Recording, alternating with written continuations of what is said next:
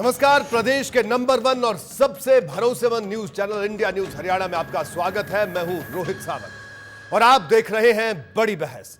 Cyber city Gurgaon में happening Haryana global investors summit खत्म हो गई। जो निवेश की उम्मीद सरकार ने समिट शुरू होने से पहले लगाई थी, अब दावा है उसे उसका 5 गुना हासिल हुआ है। यानी सरकार को 1 लाख करोड़ नहीं बल्कि 5,84,000 करोड़ के निवेश का प्रस्ताव मिला है। यही नहीं, हैपनिंग हरियाणा की सफलता से उत्साहित सरकार ने इसके अगले संस्करण का भी ऐलान कर दिया। सीएम के मुताबिक साल 2018 में हैपनिंग हरियाणा समिट का दोबारा आयोजन किया जाएगा। अब सवाल यह है कि कागजों में जो निवेश का भरोसा सरकार को मिला है, क्या वो हकीकत में जमीन पर उतरेगा? क्या जाट आंदोलन के बाद वाकई हरियाणा की पहली इन्वेस्टर समिट ने सफलता हासिल की है? इन्हीं सब सवालों को लेकर हम अपने खास पैनल के साथ करेंगे आज की बड़ी बहस।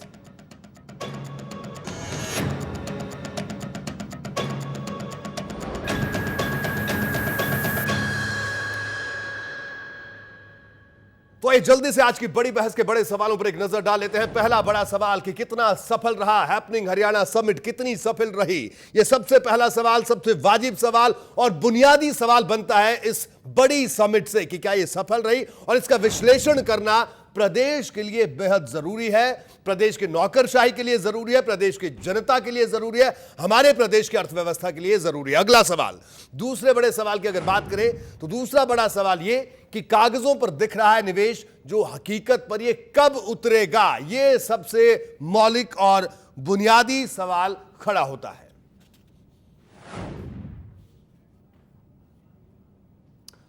तो हैपनिंग हरियाणा समिट में जहां उद्योगपति और नेताओं का जमावड़ा रहा, वहीं सम्मेलन में संत समाज से जुड़ी शख्सियतों ने भी हिस्सा लिया, जिनमें योग गुरु बाबा रामदेव और श्री श्री रविशंकर भी शामिल रहे। जहां सीएम मनोहर लाल और केंद्रीय मंत्री राव इंद्रजीत सिंह सम्मेलन की सफलता से खुश दिखे, तो वहीं योग गुरु बाबा रामदेव निवेशकों से एक अपील करते हुए भी नजर आए।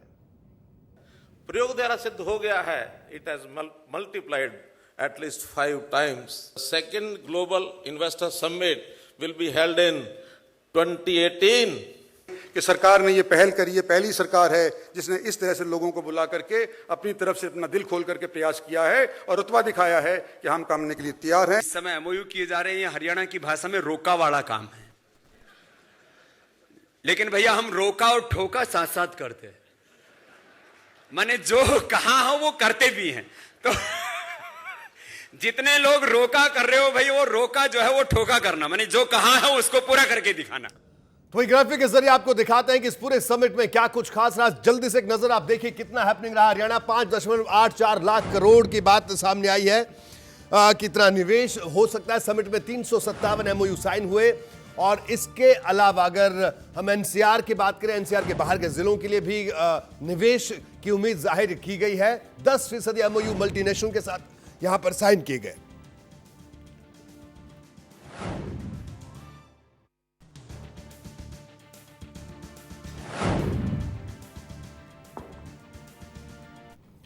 तो आज के पैनल से आपको रूबरू करवा दें, हमारे साथ भारतीय जनता पार्टी के नेता विधायक गुड़गांव से उमेश अग्रवाल साहब मौजूद रहेंगे। उमेश जी, आपका स्वागत है इंडिया न्यूज हरियाणा में। और कांग्रेस के वरिष्ठ नेता कृष्णमूर्ति हुड्डा साहब रोहतक से हमारे साथ मौजूद रहेंगे। हुड्डा साहब, आपका भी स्वागत है। आईएनएलडी से प्रवीण अत्रे हमारे साथ मौजूद रहेंगे। अत्रे साहब, आपका भी स्वागत है।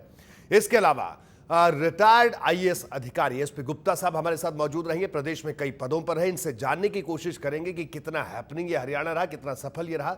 इसके अलावा सुभाष शर्मा वरिष्ठ पत्रकार हैं, सालों से हरियाणा पर लिख रहे हैं, हरियाणा को बखूबी जानते हैं। इसके अलावा उद्योगपति राजपाल सिंह गिल साहब भी हमारे साथ मौजूद रहेंगे, इनसे भी हम चर्चा करेंगे।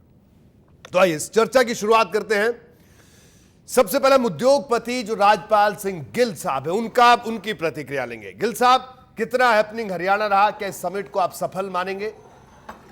देखिए रोहित जी, ये बिल्कुल सफल हुआ है। जिस तरह से लोग आंकड़े लगा रहे थे कि माहौल की वजह से इन्वेस्टमेंट नहीं आएगा, लेकिन आप देखिए 5 टाइम ये बीट कर गया है जी। और किसी भी फर्स्ट टाइम ये किया हरियाणा में कि happening Haryana, make in Haryana कहो इसको आप, ये मेक इन हरियाणा हुआ है कि इस तरह की इतना इन्वेस्टमेंट आया है।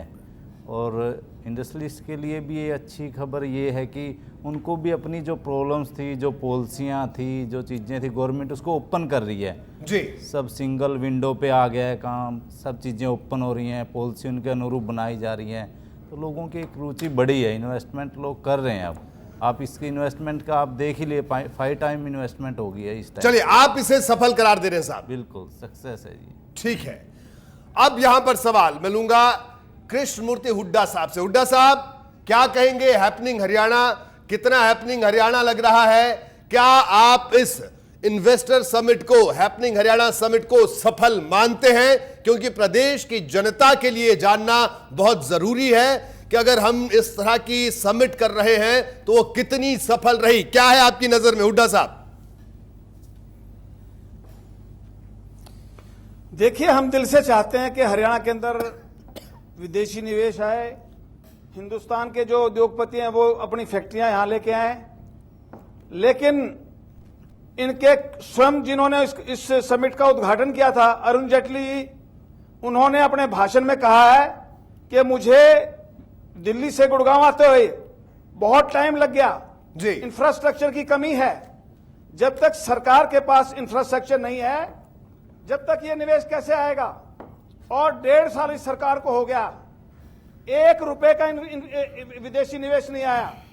मुख्यमंत्री जी जापान गए, मुख्यमंत्री जी कनाडा गए, अमेरिका गए, लेकिन इन्होंने कहा कि 10,000 करोड़ के एमओयू साइन हो चुके हैं, लेकिन 1 रुपया आज तक इस सरकार का निवेश विदेश का नहीं आया जी। और इनके अपने मंत्री, इनके मेंबर पार्लियामेंट जी, उन्होंने आशंका जाहिर की थी कि ये विदेशी निवेश बहुत कम आएगा। और मैं ये कहता हूं कि ये बड़े बढ़ चढ़ के बोल रहे हैं कि 1 लाख की उम्मीद थी, 5 लाख आ गए। आप 50 लाख का भी दावा कर सकते हैं जी। क्योंकि भारतीय जनता पार्टी की विश्वसनीयता खत्म हो चुकी है।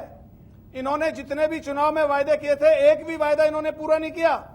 तो ये जो 5 लाख का दावा कर रहे हैं, जब तक जमीनी हकीकत में नहीं आएगा तो मैं विश्वास नहीं करता।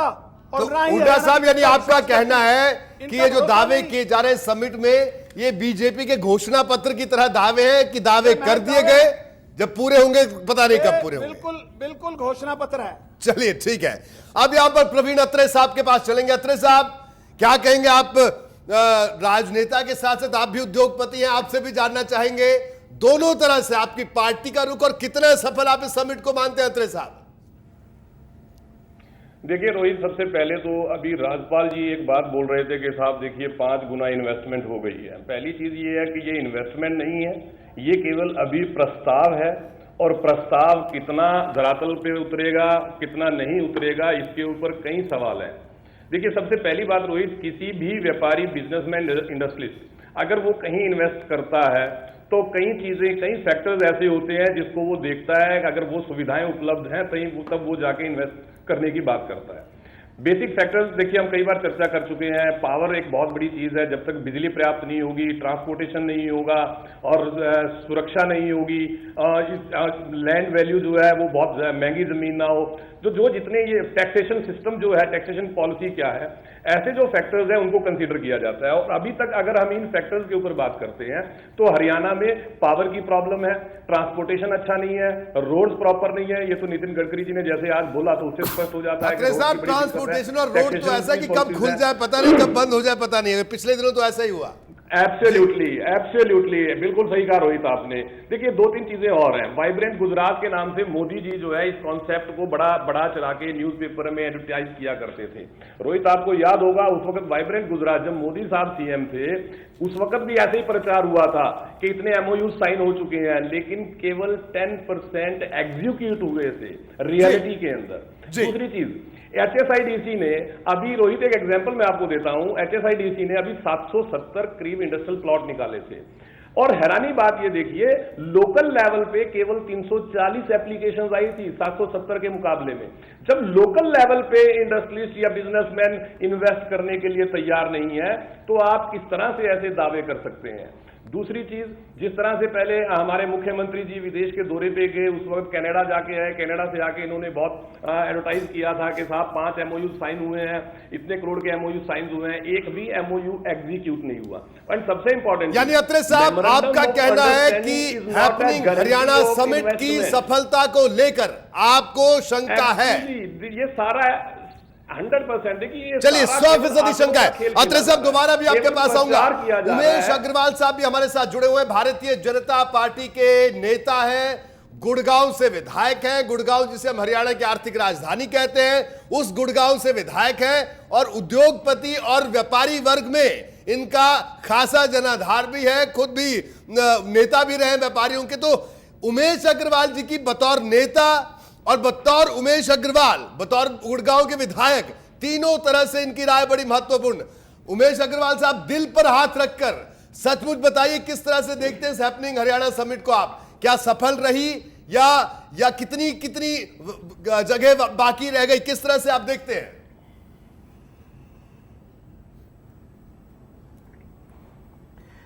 रोहित जी, मैं ही नहीं, आज पूरा हरियाणा और पूरे देश के उद्योगपति इस बात जी। आज अगर गुड़गांव की बात करें जो आपने पूछी है, तो निश्चित रूप से गुड़गांव की प्रगति में एक ऐतिहासिक कदम हुआ है। मैं समझता हूं कि जितने निवेश की ये घोषणा हुई है, उसमें से ज्यादातर निवेश, आधे से अधिक निवेश गुड़गांव में है। उसमें से ज्यादातर निवेश, आधे से अधिक निवेश गुड़गांव में ही होगा और ये गुड़गांव की प्रगति के लिए मील का पत्थर साबित होगी। अभी कृष्णमूर्ति हुड्डा जी एक बात कह रहे थे कि माननीय जेटली जी जब उद्घाटन के लिए आए तो उन्होंने अपने भाषण में कहा कि मैं 20 मिनट ट्रैफिक जाम में फंसा रहा। हम इस बात को स्वीकार करते हैं, लेकिन फिर वही बात आती है कि ये जो चीज है, ट्रैफिक जाम की समस्या है, इंफ्रास्ट्रक्चर की समस्या है, ये हमें विरासत में इनसे मिली है। इन्होंने 10 साल गुड़गांव के लिए, हरियाणा के लिए कुछ नहीं किया, केवल प्रॉपर्टी डीलिंग का काम किया, कॉलोनियां काटने का काम किया, पैसे कमाने का काम किया, इंफ्रास्ट्रक्चर खड़ा नहीं हो पाया। इस कारण से ये सारी समस्याएं हैं। आज जब माननीय गडकरी जी ने द्वारका एक्सप्रेसवे और साउदर्न नॉर्थर्न एक्सप्रेसवे दोनों को नेशनल हाईवे डिक्लेयर कर दिया। दिल्ली में उसके अधिग्रहण का काम शुरू नहीं हुआ था, वो अब केंद्र सरकार करेगी और इन दोनों रोड के बनने से जो नेशनल हाईवे के ऊपर जाम लगता था, उसकी समस्या से हमें छुटकारा मिलेगा। ये ठीक है कि उस रोड के ऊपर जाम लगता था, उसकी समस्या से हमें छुटकारा मिलेगा। ये ठीक है कि उस रोड को बनने में थोड़ा समय लगेगा, हर काम में समय लगता है। आज 5,84,000 करोड़ के निवेश के प्रस्ताव आए हैं, एग्रीमेंट हुए हैं, MOU हुए हैं।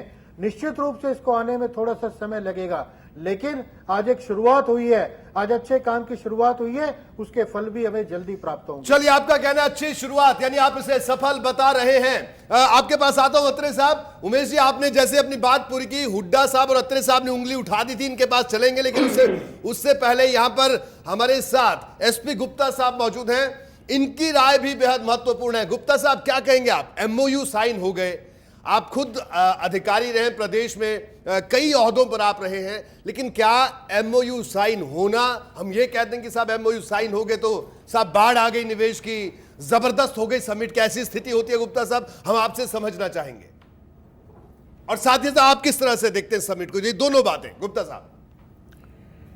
नहीं रोहित जी, देखिए, एक चीज़ तो ये निस्संदेह जो हैपनिंग हरियाणा हुआ है जी, इसमें मैं कहूँगा अप्रत्याशित सफलता मिली है जी। जिस प्रकार के हालात थे, जिस विकट परिस्थितियों में ये आयोजन हुआ इसका, तो उसको देखते हुए, जबकि स्टेट गवर्नमेंट ने 1 लाख करोड़ का MOU सोचा था भी होगा, और उसके विरुद्ध आप देखिए 5,84,000 करोड़ का जो है जी, वो है, उसके सिग्नेचर हुए हैं वहाँ पर। मैं तो बल्कि ये कहूँगा ये कम बैक हरियाणा है ऐसी परिस्थितियों में जी। देखिए आप रोहित जी, इसमें 2-3 चीज़ें बड़ी ज़रूरी हैं जानने के लिए जी। अब जैसे यहाँ पर देखिए विरोधी पार्टियाँ हैं, वो तो करेंगी विरोध, पीछे भी गए सरकार में, सारे मुख्यमंत्री भी गए, सभी लोग गए, इतने ट्रिप गए जी, वहाँ तो कभी MOU भी साइन नहीं हुआ जी। अब आज इतना एमओयू साइन हुए हैं, मैं समझता हूँ बहुत बड़ी सफलता है। लेकिन गुप्ता जी, क्या एमओयू साइन होना ही इस बात की गारंटी है कि निवेश होगा? नहीं, देखिए मैं इसलिए कह रहा हूँ, देखिए 2-3 चीज़ें हैं इसमें। एक तो जब इसका आयोजन हो रहा था, लोगों को बड़ी शंका थी जी, यहाँ तक कि पार्टी में ही सरकार में ही लोगों को ये कहना था भाई इसको ना किया जाए जी, उसके बावजूद करना जी, ये एक बहुत बड़ी दृढ़ संकल्पता को दिखाता है सरकार की। और इतना सफल आयोजन, और देखिए लोगों के दिल में शंका थी, लोगों के दिल में शंका थी, और जिस ढंग से मुख्यमंत्री जी ने और उनके साथियों ने इसको एक्सप्लेन किया हर तरीके को बारीकी से, अगर आप उनकी स्पीच देखें मुख्यमंत्री की, आपको सारी चीज़ें स्पष्ट हो जाएंगी। और देखिए एक जो सबसे बड़ी बात है, इसमें चैम्बर्स वालों ने भी कहा था भाई परिस्थितियां ठीक नहीं है, इसको पोस्टपोन किया जाए, अच्छा है, ठीक है। उन्होंने भी देखिए लोकल लोगों ने कितने एमओयू साइन किए, मतलब ये कोई छोटी घटना नहीं है। यानी आप इसे सफल करार दे रहे हैं गुप्ता जी? बिल्कुल मानता हूं सफलता। अब मैं यहां पर सुभाष जी के पास आऊंगा, वरिष्ठ पत्रकार हैं, हरियाणा को बखूबी समझते हैं। सुभाष शर्मा जी, आप किस तरह से देखते हैं साहब इस समिट को? आप एमओयू साइन हुए, तमाम चीजें हुई, विरोध था, स्थितियां परिस्थितियां किस तरह की, क्या कहता है आपका आकलन साहब? देखिए, सरकार ने विपरीत परिस्थितियों में ये जो सम्मेलन किया है बहुत अच्छा प्रयास है, ये हम मानते हैं जी। परंतु जो जितने भी इसमें साइन हुए हैं, इन्वेस्टमेंट आनी है, उसमें जो इन्होंने एश्योरेंस मीट भी इन्हें करनी पड़ेगी। अभी इन्वेस्टमेंट मीट करा इन्होंने जी, अभी इन्हें एश्योरेंस मीट भी करना पड़ेगा। सही बात जी। कि लोगों को यह भरोसा दिलाया जाए कि हरियाणा के अंदर कानून व्यवस्था जो जिस तरह से पीछे बिगड़ी, जो हालात हुए वो दोबारा नहीं होंगे। अगर जब तक ये भरोसा दिलाने में सरकार कामयाब नहीं होती, तब तक मैं समझता हूं कि शायद कहीं ये अधर में ना लटक जाए। जी बिल्कुल। अत्रे साहब, आप कुछ कहना चाह रहे थे, अब अपनी बात पूरी की, उसके बाद कृष्णमूर्ति हुड्डा साहब के पास चलूंगा। अत्रे साहब, देखिए रोहित, 1 मिनट का वक्त थोड़ा ज्यादा लूंगा जी। अभी एसपी गुप्ता जी एक बात कह रहे थे कि साहब पीछे भी मुख्यमंत्री गए, पीछे भी सरकार विदेश गई, कोई एमओयू साइन नहीं हुआ। मैं गुप्ता जी को बताना चाहूंगा, हालांकि गुप्ता जी हरियाणा एडमिनिस्ट्रेशन में रहे हैं और मेरे ख्याल से मुझसे ज्यादा बेहतर जानते होंगे। आज हरियाणा प्रदेश में जितने बड़े उद्योग हैं, चाहे वो मारुति है, चाहे वो होंडा है, वो चौधरी ओम प्रकाश चौटाला जी जब मुख्यमंत्री थे तभी यहां आई थी, जब उन्होंने जापान विजिट किया था। इसके अलावा एक और बड़ी चीज बताता हूं रोहित आपको जी। जर्मन में ओम प्रकाश चौटाला जी ने जो नोकिया कंपनी जो मोबाइल हैंडसेट बनाती है, उस कंपनी की जब एडमिनिस्ट्रेशन से बात की, वो राजी हो गए हरियाणा के अंदर अपना उद्योग लगाने के लिए, मैन्युफैक्चरिंग यूनिट लगाने के लिए। लेकिन बड़ा दुखद ये रहा कि सरकार बदल गई और हमारी आने वाली सरकार, जो भूपेंद्र सिंह हुड्डा साहब जो मुख्यमंत्री बने थे, वो उसको एग्जीक्यूट नहीं करवा सके और वो नोकिया का जो यूनिट है, ठीक है, आपको भी पता होगा, चेन्नई चला गया और दूसरा हैदराबाद लग गया। अब एक और बहुत इंपॉर्टेंट चीज, देखिए हरियाणा प्रदेश को इस वक्त इन्वेस्टमेंट की जरूरत है, प्रदेश में नए नए उद्योग आए, बड़े उद्योग आए, युवाओं को रोजगार मिले, ये प्रदेश की जरूरत है। लेकिन सरकार को मिथ्या प्रचार से बचना चाहिए, आंकड़ों के खेल से बचना चाहिए। अभी भी जिन एमओयूज का जिक्र यहां पे हो रहा है रोहित, देखिए उनमें जो कंपनीज हैं जिनका नाम लिया जा रहा है, ज्यादा कंपनी सर्विस इंडस्ट्री से रिलेटेड है। सर्विस इंडस्ट्री से रिलेटेड अगर कोई कंपनी एमओयू साइन करती है, और मैं कहता हूं वो एग्जीक्यूट भी होता है, उससे क्या मिलने वाला है? सबसे इंपॉर्टेंट फैक्टर ये है, आज हमें बड़े उद्योगों की जरूरत है, बड़ी इंडस्ट्री की जरूरत है। हमें किसी रियल एस्टेट कंपनी की जरूरत नहीं है। हमें ऐसी कंपनी नहीं चाहिए जो हमारी जमीन प्लॉट काट के, इंडस्ट्रियल प्लॉट काट के वो बेचे। हमें वो कंपनियां चाहिए जो यहाँ पे बड़े बड़े उद्योग लगाएं, जिससे युवाओं को रोजगार मिले। ठीक है, मदर यूनिट्स भी लगनी चाहिए, ये आपका कहना है। सारी बात को समझने के लिए ओम प्रकाश धनखड़ जी का कल का बयान मेरे ख्याल से सुनना बहुत जरूरी था, बिल्कुल आपको भी रोहित पता है। बिल्कुल साहब, मैंने वो बयान सबसे पहले दिखाया था। अब मैं जरूर यहां पर कृष्णमूर्ति हुड्डा साहब को चर्चा में लाना चाहूंगा। हुड्डा साहब, क्या कहना है आपका? उमेश अग्रवाल साहब कहते हैं निवेश आएगा, बड़ा निवेश आएगा, बेहतर स्थितियां हो रही हैं। आप क्या कहेंगे इनके तमाम तर्कों पर, आप अग्रवाल साहब के? देखिए, कह रहे हैं ये निवेश आएगा, क्या निवेश हवा में आएगा? क्या आसमान पे आएगा? इस सरकार ने 1.5 साल में 1 इंच जमीन एक्वायर नहीं की उद्योग के लिए। कहां ये निवेश करेंगे? किस जगह निवेश करेंगे? आज इस सरकार ने कुछ भी नहीं किया इंफ्रास्ट्रक्चर के लिए। आज बिजली हिंदुस्तान में सबसे महंगी हरियाणा के अंदर है। लॉ एंड ऑर्डर आज इनसे संभल नहीं पा रहा है। लेबर प्रॉब्लम है इस प्रदेश में, और ये कह रहे हैं कि हम निवेश लेके आएंगे। कहां निवेश आएगा? कहां फैक्ट्रियां लगेंगी? अग्रवाल साहब बताइए, कहां आएगा निवेश? इनके पास इस बात का कोई जवाब नहीं है। दूसरा मैं ये बात कहना चाहता हूं कृष्णमूर्ति हुड्डा जी, कि कृष्णमूर्ति हुड्डा जी बड़ा की एक लंबी बात चौड़ी से मैं घोषणाएं कर सहमत देंगे। हूं। और बाद में जिस प्रकार से इन्होंने मोदी जी ने कहा था कि हर आदमी को, हर हिंदुस्तानी को 15 से 20 लाख रुपए मैं काला धन लेके आऊंगा, वो दूंगा लोगों को, बाद में ये कहने के ये जुमला है। तो ये जुमला पार्टी है, ये जुमला पार्टी की अग्रवाल साहब घोषणा बताइए है। बताइए कहां इसके से अलावा लाएंगे कुछ निवेश? नहीं है। हुड्डा साहब का सवाल है। उमेश गुप्ता अग्रवाल कह रहे हुड्डा जी, थे कि हमने आप हरियाणा को अपना नंबर 1 स्टैंड- बनाया। कृष्णमूर्ति हमने जिस हुड्डा समय जी, छोड़ा तो हरियाणा आप अपना देश में स्टैंड नंबर 1 क्लियर था। कीजिए। आज हरियाणा की क्या हालत कर दी आप उन्होंने? आप अपना आज स्टैंड 35,000 क्लियर कीजिए। करोड़ का आप ये नुकसान कहते हो गया हैं इस जाट कि आरक्षण हरियाणा में 1.5 इसके लिए साल कौन के जिम्मेदार अंदर है? कोई ये एक इंच सरकार जमीन जिम्मेदार है। एक्वायर नहीं हुई। बताइए बताइए अग्रवाल साहब। कृष्णमूर्ति हुड्डा जी, आप ये कह रहे हैं कि हरियाणा में 1.5 साल में 1 इंच जमीन एक्वायर नहीं हुई। मैं आपकी बात से सहमत हूं। आप जो है ना, एक तरफ तो गवर्नमेंट के लैंड एक्विजिशन बिल का विरोध करते हैं, राज्यसभा में उसको पारित नहीं होने देना चाहते, और आप कहते हैं कि हरियाणा में नाच जमीन ना एक्वायर जाने नहीं हो रही। आंगन जब आप लैंड नाच एक्विजिशन ना बिल का जाने विरोध आंगन करेंगे, टेढ़ा। लैंड यही आपके एक्वायर नहीं बातों में कर इसका कोई पाएंगे, जवाब नहीं है। कहां से एक्वायरमेंट होगी? जी आपको अपने स्टैंड को क्लियर करना चाहिए कि आपकी पार्टी क्या चाहती है। आपकी कोई जवाब पार्टी नहीं लैंड है। एक्विजिशन बिल का विरोध करती है या लैंड एक्विजिशन करवाना चाहती है? हम अरे लैंड आप किसानों का एक्विजिशन गला करने को घोटना तैयार चाहते हैं, हैं? जितनी हम नहीं जरूरत घोटने होगी देंगे उतनी किसानों का करेंगे, गला। लेकिन आपकी पार्टी राज्यसभा के अंदर उसका विरोध करती है। ठीक है, माफी के साथ आप सब लोगों को रोक रहा हूं। एक छोटे से ब्रेक के लिए यहां पर रुकेंगे। ब्रेक के बाद जल्द हाजिर होंगे। बड़ी बहस जारी है क्योंकि मुद्दा ज्वलंत है। हैपनिंग हरियाणा कितना सफल रहा, और दूसरा बड़ा सवाल यह कि जो आज एमओयू साइन हुए हैं, यानी जो निवेश कागजों पर आया है, वो जमीन पर कब उतरेगा, इसका इंतजार हरियाणा को है। हरियाणा आज ये जानना चाहता है। इस ब्रेक के बाद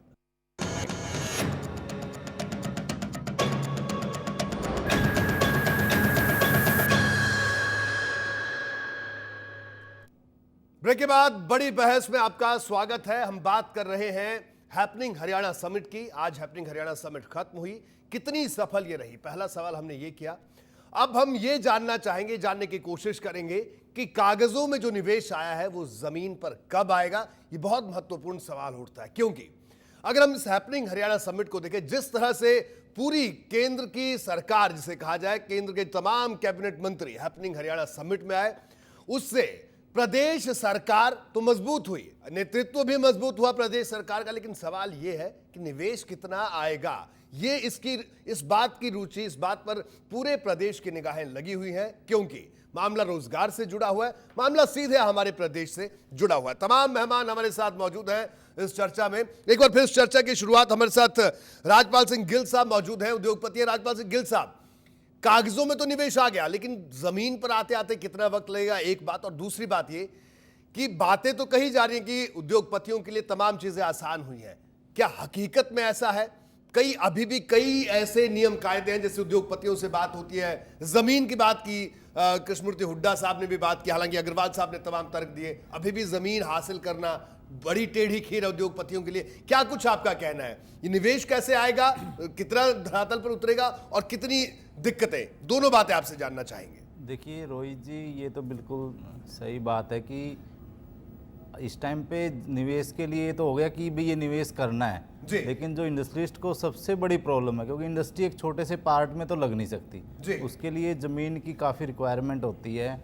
और हरियाणा में ज़मीन काफ़ी जो IMT बनी है उनमें 14,000 पर गज के हिसाब से ज़मीन है, तो वो रेट बहुत ज़्यादा है, उससे लोग ना बैक मार रहे हैं। इंडस्ट्रिस्ट काफ़ी लोग ना, जैसे फरीदाबाद की IMT थी, लोगों ने प्लॉट सरेंडर कराए हैं, क्योंकि वो इतना हाईली रेट पे ज़मीन, मान लो 2,000 गज का प्लॉट लेना है, 1 एकड़ लेना है, तो ज़मीन की वाइबिलिटी नहीं बैठती। इंडस्ट्रिस्ट के लिए ज़मीन 5,000 या 6,000 रुपये तक ज़मीन मिले तो वो सर्वाइव कर सकता है। अदरवाइज 14,000 से 20,000 रुपये तक कोर्ट केसेस होने के बाद 20,000 रुपये तक चली जाती है ज़मीन की कीमतें, तो उसमें बड़ा मुश्किल है इंडस्ट्रिस्ट को वहाँ पे ठहर पाना। इसी वजह से हरियाणा से आपने देखा होगा कुछ सारी इंडस्ट्री बाकी स्टेट में चली गई, क्योंकि वहाँ पे लैंड काफ़ी सस्ती है। ये यानी एक बड़ा, आपको लगता है कि अभी इस मसले को एड्रेस करना बाकी है सरकार को? IMT में लोगों ने प्लॉट सरेंडर कराए हैं, आप देख लीजिएगा, ऑन रिकॉर्ड है, बहुत से लोगों ने प्लॉट सरेंडर करा दिए हैं। फरीदाबाद की तो IMT में उसके बाद दोबारा प्लॉट ही नहीं निकले हैं। जो बड़े प्लॉट थे सब लोगों ने वापस कर देखिए दिए। बड़ी Due to बड़ी reason बहस के यही मंच है पर कि यह बात सामने आई। महंगाई का- राजपाल सिंह गिल साहब का कहना है कि जमीन को लेना और महंगे दर पर जमीन लेना एक बड़ी परेशानी उद्योगपतियों के लिए। यही मसला हमारा बड़ी बहस करने का है। प्रदेश में निवेश आए, इसका हम भी स्वागत करते हैं, प्रदेश की जनता भी स्वागत करती है, लेकिन जो अहम मसले हैं, जो छोटी छोटी बातें, जो असल में बड़ी बातें हैं, शायद कई बार नौकरशाह उन छोटी छोटी बातों को नजरअंदाज करवा देते होंगे। हो सकता है गुप्ता जी मेरी बात से इत्तेफाक ना रखे, लेकिन वो बातें बहुत जरूरी होती हैं। अत्रे साहब क्या कहना है आपका? गिल साहब ने अपनी बात रखी, अपनी परेशानियां रखी, कागजों से बाहर ये निवेश फिर कैसे आएगा? रोहित, मैंने वही बात देखी, जो बात गिल साहब ने कही बिल्कुल दुरुस्त है, और मैंने शुरुआत में ये बात बोली थी और मैंने बताया भी था कि किस तरह से HSIDC के जो है 770 सेट के मुकाबले केवल 340 एप्लीकेशन आए थे। उसका कारण भी यही था कि जो बुनियादी जरूरतें हैं, वो बुनियादी जरूरतों का अभाव है इस वक्त प्रदेश के अंदर, जिस वजह से निवेश की जिस तरह से सरकार बड़ी बढ़ा चढ़ा के बात कर रही है, वो केवल आंकड़ों का खेल है। देखिए एक और चीज मैं कहूंगा, आपको याद होगा रोहित, कांग्रेस के कार्यकाल के अंदर एक बहुत बड़ा शगुफा छूटा था, मैं उसको शगुफा कहूंगा, एडवर्टाइज किया था, जब रिलायंस के साथ एक इस तरह का सेज बनाने की बात आई थी, और उसमें उस वक्त कांग्रेस सरकार ने बड़ा प्रचार किया था कि साहब 2 लाख करोड़ की इन्वेस्टमेंट होगी, 50,000 के करीब रोजगार पैदा होंगे। लेकिन हुआ क्या रोहित? उसका वो सेज शुरू ही नहीं हुआ, केवल कागजों में रह गया सब कुछ। और यहां पे भी अभी जो सरकार बातें कर रही है वो केवल कागजों में है, आंकड़ों का खेल है वो, क्योंकि जब तक बुनियादी सुविधाएं नहीं होंगी तब तक आप निवेश की उम्मीद करना केवल हवा में बात करने के बराबर है। एक और बहुत बड़ी चीज है रोहित, देखिए आज जिस तरह से समिट हुआ, समिट के लिए जिस तरह से सरकार की तरफ से बड़े बड़े दावे और वायदे किए जा रहे हैं, अगर आप इन MOUs पे ध्यान देंगे, इनमें कौन कौन सी कंपनीज आई। देखिए हमारे हिंदुस्तान की जैसे टाटा ग्रुप है, बहुत रनाउंड ग्रुप है, रिस्पेक्टेबल कंपनी मानी जाती है, वो कहीं नजर नहीं आई। रिलायंस इंडस्ट्री भी आपको कहीं नजर नहीं आया। और वो कंपनीज यहाँ पे जो ऑलरेडी हरियाणा में काम कर रही हैं, चाहे हम एयरटेल की बात करें, चाहे हम इंफोसिस की बात करें, चाहे हम डीलर की बात करें, यानी अत्रे साहब आपका भी ये कहना है कि जो बुनियादी चीजें हैं उनको नजरअंदाज किया गया। यहां पर एसपी गुप्ता साहब को चर्चा में लाना चाहूंगा। गुप्ता साहब, जैसे जिक्र अत्रे साहब ने किया, गिल साहब ने किया कि साहब जमीन को लेना, ये तमाम चीजें अभी भी कई तरह की उलझनों में फंसी हुई है, जिससे उद्योगपति परेशान रहता है। हमने बड़ी बड़ी बातें तो कर ली, लेकिन जो छोटी छोटी चीजें हैं जो बेहद महत्वपूर्ण है, उन पर क्या ध्यान नहीं दिया है? नहीं रोहित जी, देखिए ऐसा है जी, मैं अपने साथी से सहमत हूँ जी। ज़मीन एक बहुत बड़ा फैक्टर है कोई भी उद्योग स्थापित करने के लिए। और आज का जो लैंड एक्विजिशन हमारा बना है, जो बिल पिछली सरकार लाई थी, वो ऐसा बिल बना है, इससे मैं दावे के साथ कहता हूँ सारे भारत में 1 इंच लैंड नहीं हुई एक्वायर जी इस नए बिल के अंदर, और ना मुझे संभावना लगती है जी। तो ये बहुत बड़ी रुकावट है एक। लेकिन जो ये सबमिट हुई, मुझे पता है इसमें सरकार के सामने समस्या थी जी, और बिल्कुल ठीक कहा, जैसे मानेसर में लोगों ने प्लाट नहीं लिए और जो एग्जिस्टिंग इंडस्ट्रीज हैं उनकी बुरी हालत है, जो उनका लैंड एक्विजिशन कंपनसेशन तो इतना बढ़ चुका है वो बंद होने के कागार पर है जी। लेकिन सरकार ने इन फैक्टर्स को देखते हुए इसमें 2-3 चीज़ें बड़ी अच्छी की हैं जी। एक तो उन्होंने देखिए जहाँ पर सरकार की लैंड, सरकार जो उपलब्ध लैंड है जहाँ पर, वो इन्होंने ऑफर की है इनको जी। दूसरा, इसमें देखिए सेंट्रल गवर्नमेंट ने आज तक कभी इतनी स्टेट को इतनी सहायता प्रदान नहीं की। आज देखिए 14 से 16 कैबिनेट जो मंत्री कैबिनेट के आए हैं, जो उन्होंने सब ने घोषणा की और अच्छे वायदे किए। अगर मैं कहता हूँ रोड नेटवर्क और पावर की 2 समस्याएं अगर ठीक हो जाएं तो लोगों में जो जैसे अब कह रहे थे ना एश्योरेंस होनी चाहिए जी, जी। तो लोगों में बड़ी उसमें जिज्ञासा होगी उद्योग लगाने की, बड़ी सफलता मिलेगी। और दूसरी एक बात और जी, जैसे एश्योरेंस की बात कही ना, आज मुख्यमंत्री जी ने और राव इंद्रजीत जी ने, उन्होंने, अगर आप उनकी स्पीच देखें, उन्होंने इतना भरोसा दिलवाया जो भी घटनाएं पीछे हुई हैं वो हम बिल्कुल नहीं होने देंगे। जैसे कह रहे थे ना एश्योरेंस दी जाए, भी ऐसी प्रॉब्लम ना आए दोबारा से, बाबा रामदेव ने कहा। तो मेरा कहने का मतलब ये है, जो ये हुआ है इसको आप थोड़ा इसमें समय तो दीजिए ना। मैं तो समझता चलिए, समय देने की बात यहां पर एसपी गुप्ता साहब कह रहे हैं। सुभाष शर्मा जी के पास आऊंगा, लेकिन उससे पहले कृष्णमूर्ति हुड्डा साहब से एक और सवाल। हुड्डा साहब क्या कहेंगे? अब सवाल हमारा बड़ी बहस का यह है कि कागजों पर तो निवेश आ गया, ये जमीन पर कब आएगा, एक बात। और दूसरी बात, जो मूलभूत चीजें हैं, जमीन का जिक्र आपने किया, उस पर कई लोगों ने अपनी चिंता भी जाहिर की, तो ये बाहर कब आएगा? क्योंकि साहब हम तो सीधी बात जानते हैं, हमने, हमारे प्रदेश की जनता ने प्रचंड बहुमत दिया, आपको सरकार सौंप दी और कहा कि साहब अब आप इस प्रदेश को चलाइए, तो चलाइए, इस प्रदेश में निवेश भी लाइए, अच्छा निवेश लाइए, क्योंकि हमें सिर्फ कागजों तक बातें नहीं चाहिए, जमीन पर बातें चाहिए। देखिए रोहित जी, ये लोग स्पीच देने में तो मास्टर हैं जी। स्पीच तो ऐसी दे देते हैं कि हरियाणा को हरा भरा कर देते हैं जी। लेकिन सरकार अनुभवहीन है। जाट आरक्षण में 35,000 करोड़ का नुकसान हो गया इस सरकार की मूर्खता की वजह से, जी। इस सरकार की नाकामी की वजह से, इस सरकार की अनुभवहीनता की वजह से। और 30 लोगों ने जाने गवा दी। जो अपने लोगों की जान माल की रक्षा नहीं कर सकी सरकार, वो उद्योगपतियों की रक्षा कैसे करेगी? दूसरा, इनके प्रवक्ता ने, बीजेपी के प्रवक्ता ने ये माना है कि जमीन वास्तव में वो नहीं एक्वायर नहीं कर पाएंगे जी। तो कहां लगाएंगे? फैक्ट्री हवा में लगाएंगे? कहां लगाएंगे? आज बिजली पानी इनके पास नहीं है, ना पानी है ना बिजली है, कहां फैक्ट्रियां लगेंगी? बिजली पानी की बहुत सख्त जरूरत है।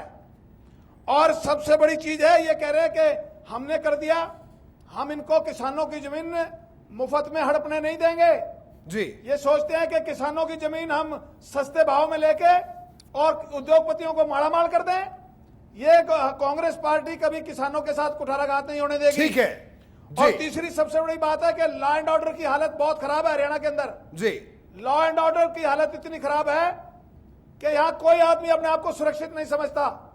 तो उद्योगपतियों को जहां सुरक्षा मिलेगी वहां जाएगी। ठीक है, तो आपका ये कहना है कि पहले इन सब चीजों पे ध्यान अगर दिया जाए तब ये कागजों से निवेश जमीन पर आएगा। सुभाष शर्मा साहब क्या कहेंगे?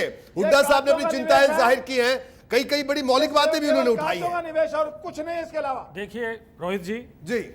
विपक्ष का काम तो आलोचना करना है। जी बिल्कुल। 1996 से लेके 2014 तक चौधरी बंसीलाल, ओम प्रकाश चौटाला और हुड्डा की सरकार रही जी। 16 साल तक इन्होंने 16 से 18 साल तक राज किया। उस वक्त क्या एक साल, अभी 1.25 साल हुआ है मनोहर लाल खट्टर सरकार को। मैं कोई उसकी हिमायत नहीं कर रहा, पर मैं ये कहना चाहता हूं कि एक मुख्यमंत्री ऐसा, ठीक है, ये पिछला जो एपिसोड आंदोलन वाला हुआ जाट आंदोलन का, उसमें हरियाणा सरकार पर बहुत सवाल उठे, उसकी क्षमता को लेकर सवाल उठे, मुख्यमंत्री की क्षमता को लेकर उठे। पर मैं समझता हूं कि इन्हें जो पहली बार इन्होंने सम्मेलन किया 50 सालों के बाद, वो एक बहुत सराहनीय कदम है। पैसे का भरोसा मिला है, अब सरकार को भरोसा देना है कि हम आपको अच्छा वातावरण देंगे। शर्मा जी, हम वही पूछ रहे हैं कि साहब ठीक है, आप अच्छा कर रहे हैं, समिट की बहुत बढ़िया, लेकिन हम ये कह रहे हैं कि जो कागजों से निवेश जमीन पर कब तक आएगा, कैसे आएगा, कोई रोड मैप है इसका? क्योंकि देखिए बड़ा सहज से सवाल है। मैंने कहा कि हमारे प्रदेश की जनता बिल्कुल सीधी बात जानती है, सीधी बात समझती है, तो हमने भी सीधा सवाल किया कि साहब कब आएगा ये निवेश? देखिए, निवेश का जो भरोसा दिलाया गया उसमें सरकार को एक और काम भी करना पड़ेगा कि जहां जमीन की बात आ रही है, जमीन हमारे अवैध तरीके से जो प्लॉटिंग होती है उसको या तो ये वैध करें, तभी रेट कुछ कम आएंगे, कुछ जो कलेक्टर रेट है वो कम करें, ताकि जो उद्योगपति जमीन अपने लेवल पे खरीद सके। मान लीजिए बड़े यूनिट लगते हैं, खरीदी भी तो जाएगी, पर कुल मिलाकर मामला जमीन का है। फिर जमीन चाहे सियासी जमीन हो या उद्योग लगाने वाली जमीन हो। अत्रे साहब क्या कहेंगे? देखिए रोहित, अभी सुभाष जी ने एक बात बोली जी कि साहब खट्टर साहब जो है, अभी उनको 1.5 साल हुआ है, उनको टाइम देना चाहिए। निश्चित रूप से देना चाहिए, हम तो पहले भी कहा था हमें। लेकिन रोहित, कितनी दुखद बात है, सरकार बीजेपी की, भारतीय जनता पार्टी के एक विधायक, जैसे अभी उमेश अग्रवाल जी ने शुरू में बोला था कि साहब देखिए इंफ्रास्ट्रक्चर की कमी तो है, क्योंकि 10 साल से कांग्रेस ने कुछ नहीं किया, हम इसी वजह से हमें वो विरासत में मिला। साहब देखिए, अगर 18 माह के कार्यकाल के बाद भी एक विधायक ये बात कहे कि हरियाणा में इंफ्रास्ट्रक्चर की कमी है, तो आप समझ सकते हैं कि किस बात का टाइम मांग रहे हो साहब आप। या तो आप ये कहते हैं कि साहब देखिए कमी थी, लेकिन इसको दुरुस्त करने के लिए हमने ये कदम उठाए, तो समझ में आता। साहब आपने किया तो कुछ है ही नहीं 18 महीने में, कमी को आप खुद मान रहे हो। तो आप देखिए, एक और चीज है, भारतीय जनता पार्टी की यूएसपी है रोहित, वायदे। जो वायदे ये अब भी कर रहे हैं, यही वायदे इन्होंने अपने घोषणा पत्र में किए थे, और यही प्रदेश की जनता का दुख भी है, क्योंकि आप अपने घोषणा पत्र के वायदों को भी आपने हवा में उड़ा दिया। और आज जिन बातों को आप बढ़ा चढ़ा के कह रहे हो, जिन एमओयूज का आप इतना जोर शोर से जिक्र कर रहे हो, उन एमओयूज को या तो सार्वजनिक कीजिए प्रदेश की जनता के सामने, प्रदेश की जनता को पता लगना चाहिए कि आपने जो प्रस्ताव आपको मिले हैं वो किन शर्तों पे मिले हैं। आपकी टैक्सेशन पॉलिसी क्या, उसमें आपने कोई किसी से वायदा किया, आपने किसी उद्योगपति से कौन सा वायदा किया, जनता को पता लगना चाहिए, क्योंकि ये आप जनता के बिहाफ पे साइन कर रहे हैं। अगर इस तरह के हालात हैं, किस तरह की एश्योरेंस मिलेगी, किस तरह से सुरक्षा की बात सुभाष जी ने कही, बिल्कुल दुरुस्त है। सुरक्षा बिल्कुल नहीं है, सुरक्षा के हालात तो हम देख ही चुके हैं। चलिए अत्री साहब यहाँ पर हमारे साथ राजपाल सिंह गिल साहब, इनसे भी जान लेते हैं। गिल साहब, ये जो पूरा एपिसोड प्रदेश में हुआ, इसके बाद अगर बात करें सुरक्षा, उद्योगपतियों के लिए सुरक्षा की गारंटी बहुत महत्वपूर्ण है। क्या हरियाणा में जो आपकी बात भी हुई होगी इस समिट में, कई दूसरे उद्योगपतियों से भी बात हुई होगी, क्या कुछ उनका कहना था? क्या जो सेंटिमेंट है वो इस तरह से वो सुरक्षित महसूस कर रहे हैं? क्योंकि देखिए, मैं बार बार जिक्र करता हूं कि अगर हम गाजियाबाद और नोएडा की बात करें, जो कि दिल्ली से सटा हुआ एनसीआर का इलाका, वहां पर भी इंफ्रास्ट्रक्चर है, सब ठीक ठाक है, लेकिन फिर भी निवेशक गुड़गांव में निवेश करता था, क्योंकि उसको यह पता था कि वहां का लॉ एंड ऑर्डर ज्यादा बेहतर है नोएडा और गाजियाबाद से। लेकिन क्या आज भी ये स्थिति है? गिल साहब देखिए, रोहित जी, हरियाणा का लॉ एंड ऑर्डर अब से पहले हर जगह यही मानते थे कि हरियाणा में इंडस्ट्री सेफ था, वहाँ पे किसी तरह की हफ्ता वसूली गाजियाबाद की तरह, मतलब कभी भी इस तरह की, हमारे सिंगान में तो ये कभी बातें आई नहीं, सब लोग इकट्ठे बैठते हैं, बातें चल। लेकिन पीछे जो एपिसोड हुआ उसमें ये सब लोग कह रहे हैं कि जब इतनी मतलब उपद्रव हुआ, आगजनी हुई, तो इनकी विजिलेंस सीआईडी कहाँ थी कि इतने लोग मतलब पानी रोक दिया? तो उस टाइम विजिलेंस कहाँ थी? सरकार बैठ के क्या देख रही थी? 15 दिन उस नहर को ठीक करने में कह रहे हैं लगेंगे अभी, तो उसको स्टॉप करने में कितना टाइम लगेगा? उस टाइम विजिलेंस कहाँ थी? मतलब सरकार के पास तो रिपोर्ट जाने उद्योगपतियों के दिलो दिमाग में है भी। देखो ना आप, ये तो चलो रोहतक तक या चलो इंडस्ट्री सेफ होगी, रोहतक की इंडस्ट्री में ऐसा कुछ नहीं हुआ, ये टच वुड है, वो जो है जैसे भी। लेकिन एक सोचने की बात है, ये दुकानें जल गई, दुकानें तो छोटी छोटी हैं, कोई बात नहीं। अगर इंडस्ट्री में आग लग जाती, एक इंडस्ट्री तो सैकड़ों गाँव को बर्बाद कर देती है, उसके अंदर तो केमिकल, हजार्डियस वेस्ट, इतने केमिकल होते हैं। अगर वो उस तरह की दिक्कत वहाँ आ जाती तो जान माल के साथ साथ कितनी मतलब। चलिए, उमेश अग्रवाल साहब भी हमारे साथ जुड़ गए। अग्रवाल साहब, क्या कहेंगे हैपनिंग हरियाणा की सफलता को लेकर और जो कागजों से निवेश जमीन पर आएगा इसको लेकर? इस बड़ी बहस के जो पैनल है, इस पर कई तरह की शंकाएं हैं, क्या कहना है साहब आपका? अग्रवाल साहब। रोहित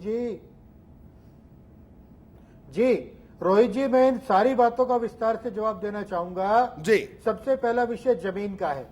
हरियाणा सरकार ने इस समिट के दौरान ये कहीं भी नहीं कहा कि उद्योगपतियों को जमीन हम देंगे। हमारे पास जितनी जमीन अवेलेबल है वो हम ऑफर करेंगे, उसके बाद बाकी की जमीन उद्योगपति अपने आप खरीदेंगे। एक बात। नंबर 2, इतना बड़ा आंदोलन 15 दिनों तक प्रदेश के अंदर हुआ और ये कांग्रेस पार्टी की देन था, सब जानते हैं, मैं उस पर इस पर चर्चा में नहीं जाना चाहूंगा। उसके बावजूद ये समिट उसके बाद हुई है और उद्योगपतियों ने यहां पर निवेश के प्रस्ताव किए हैं। इसका मतलब वो हरियाणा सरकार से, हमारे प्रशासन से पूरी तरह खुश है। तीसरी बात, जहां तक जमीन महंगी की बात हरियाणा में है, इंडस्ट्री लगाने के अंदर जमीन का एक रोल होता है, लेकिन एक कुछ % तक होता है। बाकी सारी परिस्थिति उससे ज्यादा महत्वपूर्ण होती है।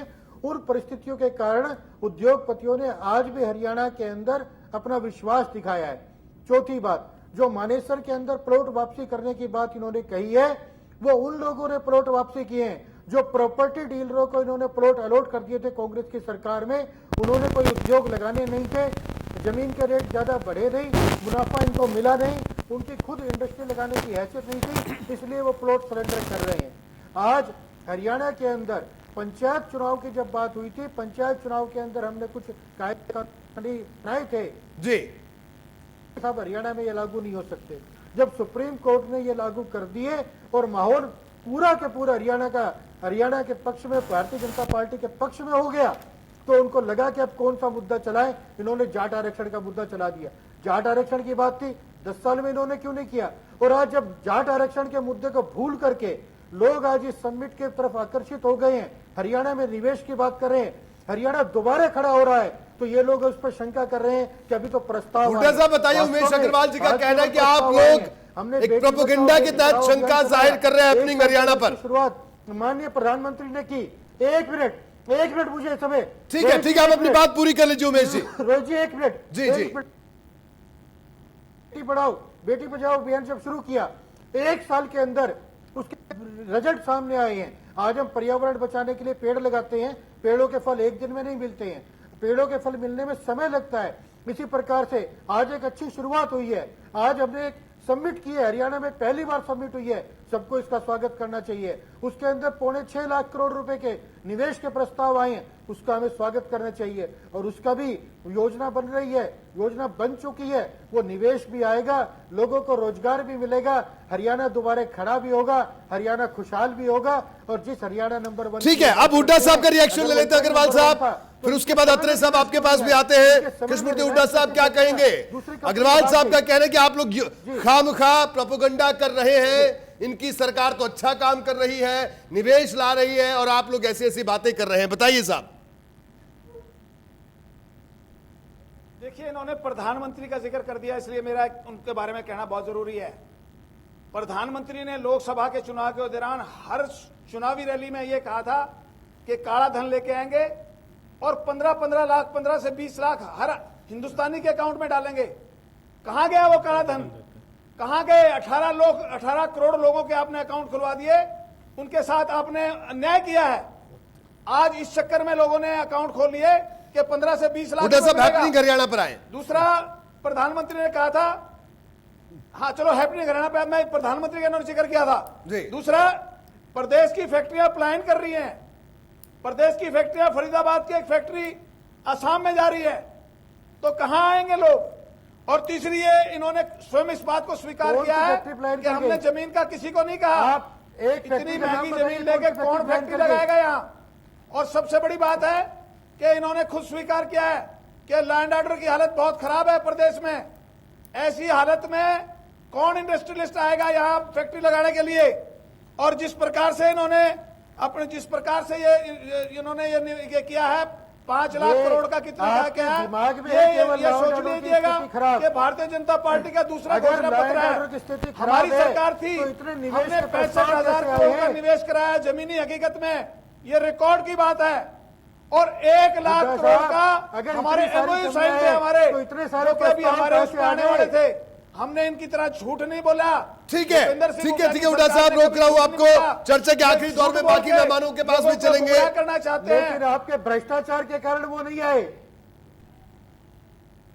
जी प्रवीण अत्रे साहब, 65,000 करोड़ तो आए हैं, कारण वो नहीं आज आए। गुड़गांव को हमने मिलेनियम सिटी बनाया है, उसको गुड़गांव को आज का हिंदुस्तान का नंबर 1 सिटी बनाया है, ये हमने बनाया, कांग्रेस पार्टी ने बनाया है, हरियाणा के लोगों ने बनाया है। अत्रे साहब, बीजेपी तो कुछ कर ही नहीं पाई। चर्चा के आखिरी दौर में क्या कहेंगे अत्रे साहब? के अलावा इनके पास कुछ नहीं है।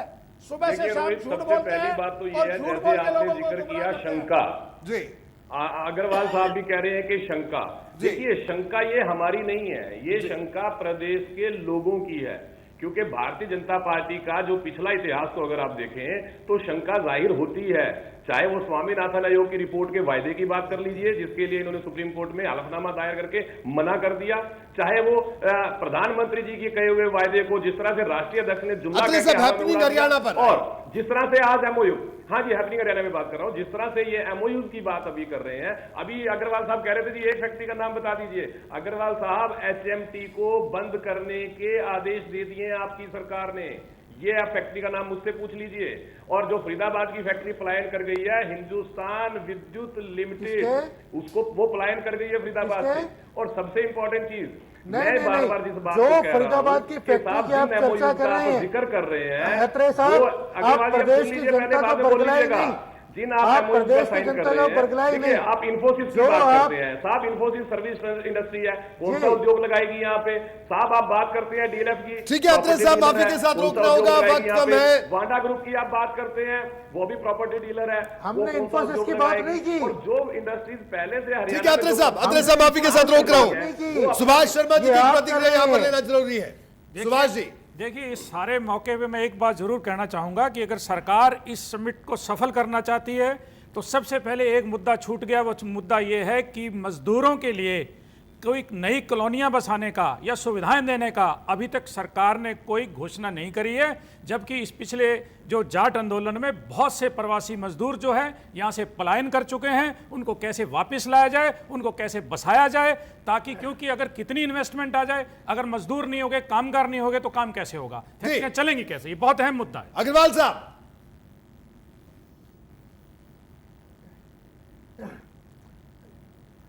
रोहित जी, शायद इनको मालूम नहीं है जो 2022 तक सबको घर देने की योजना है, आशा योजना के तहत जो हम अफोर्डेबल होम और दूसरे वो छोटे लोगों के लिए मकान बना रहे हैं, मजदूर वर्ग के लिए, गरीब वर्ग के लिए, वो सारी मजदूरों के लिए तो मकान है।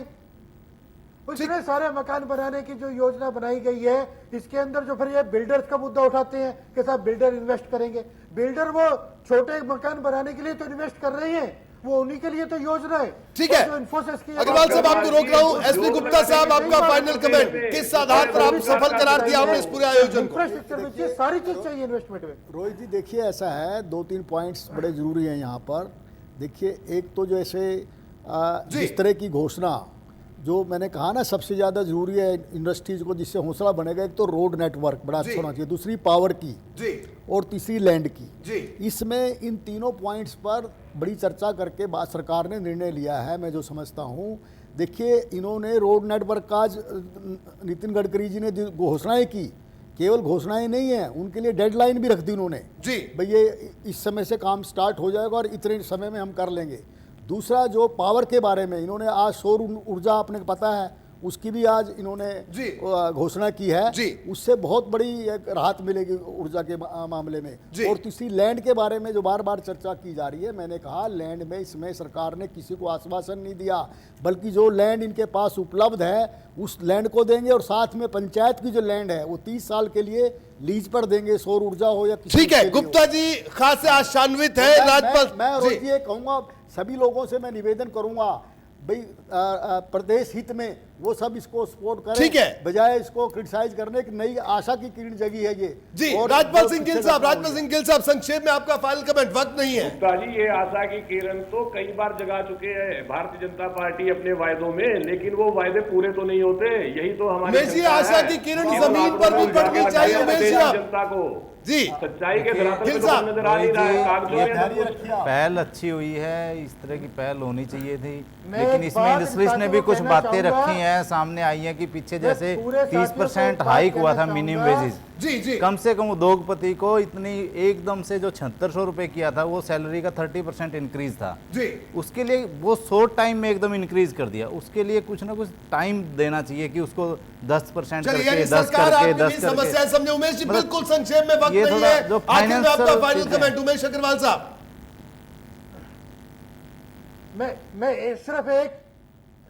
मैं सिर्फ एक बात कहूंगा अपने सभी साथियों को और प्रदेशवासियों को कि आओ शोर में भी अमन की बात करें, पतझड़ में भी चमन की बात करें। आओ शोर में भी अमन की बात करें, पतझड़ में भी चमन की बात करें। बहुत हो चुकी बातें अपनी अपनी, आज तो कम से कम अहले वतन की बात करें। आज इतनी अच्छी समिट की शुरुआत हुई है। अरे झगड़ा कराने वाला भी आप ही हो, की बात करें, जो ये आरक्षण में झगड़ा कराया ये भी आपने कराया। चलिए, बिल्कुल आप इस बात के हुड्डा साहब आप ही के साथ रोकूंगा। देखिए, हैपनिंग हरियाणा समिट आज खत्म हो गई। इस समिट से प्रदेश को खासी उम्मीदें थी, खासी उम्मीदें हैं, लेकिन बड़ा सवाल ये कि जब ये कागजों से निवेश जमीन पर आएगा, हुड्डा साहब माफी के साथ रोक रहा हूं, कागजों से ये निवेश जब जमीन पर आएगा, तब सही मायने में प्रदेश की जनता को जिस उम्मीद की किरण की बात अग्रवाल साहब कर रहे हैं, वो उम्मीद की किरण हमें तब दिखेगी। लेकिन इतना जरूर है, हैपनिंग हरियाणा में निवेश तो तभी पता चलेगा जब जमीन पर आएगी। लेकिन जिस तरह से पूरी केंद्र सरकार हैपनिंग हरियाणा में उतरी, उससे यह संदेश देने की कोशिश भी की गई कि प्रदेश सरकार के साथ केंद्र सरकार खड़ी है। लेकिन अब बड़ा सवाल यह कि जनता यह सवाल पूछ रही है कि हमारी सरकार हमारे साथ कितनी खड़ी है, कहां खड़ी है, क्योंकि हम निवेश चाहते हैं, प्रदेश में रोजगार चाहते हैं, वो आए, बातें कागजी ना हो, हवा हवाई ना हो, यह वायदा प्रदेश की जनता इस सरकार से चाहती है, अपनी सरकार से चाहती है। कृष्णमूर्ति हुड्डा साहब, आपका बहुत बहुत शुक्रिया इस चर्चा में शामिल होने के लिए। उमेश अग्रवाल साहब, आपका बहुत बहुत शुक्रिया। अत्रे साहब, आपका बहुत बहुत शुक्रिया। सुभाष शर्मा जी, आपका बहुत बहुत शुक्रिया। राजपाल सिंह गिल साहब, आपका भी शुक्रिया। और एसपी गुप्ता साहब, आपका भी बहुत बहुत शुक्रिया आज की इस बड़ी बहस में शामिल होने के लिए। तो बड़ी बहस में आज इतने, दीजिए इजाजत, नमस्कार।